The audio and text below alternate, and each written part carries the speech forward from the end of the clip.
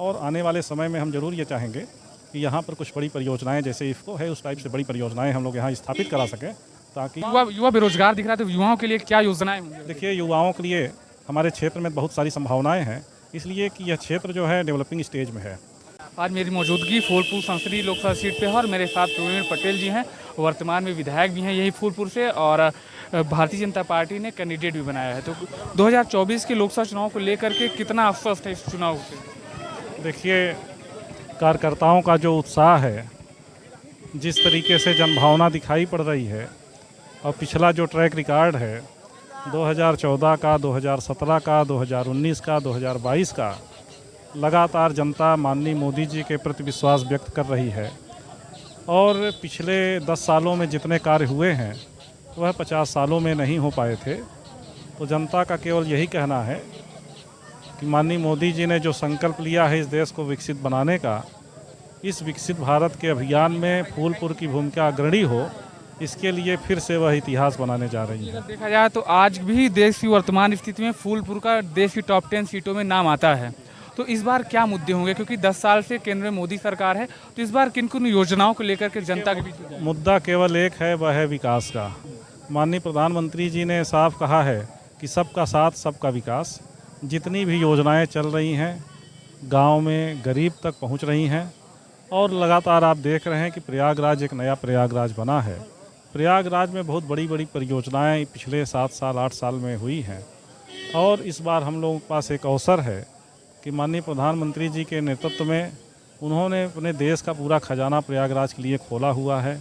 माननीय योगी जी के नेतृत्व में, माननीय केशव जी के नेतृत्व में लगातार इस बात का प्रयास रहता है कि प्रयागराज को जो चाहे सरकार देने के लिए तैयार रहती है।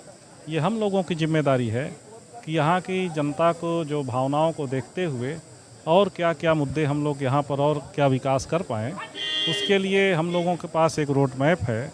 उस रोड मैप के आधार पर इस क्षेत्र को हम लोग एक आदर्श क्षेत्र बनाएंगे। अगर देखा जाए 2025 से महाकुंभ होने जा रहा है और तैयारी अभी से चल रही है, तो महाकुंभ को लेकर के भी कोई विशेष योजनाओं का लाभ यहाँ पे आएगा? देखिए करोड़ों लोग यहाँ पर आएंगे और जितनी भी तैयारी चल रही है वह इन्हीं को दृष्टिगत रखते हुए चल रही है।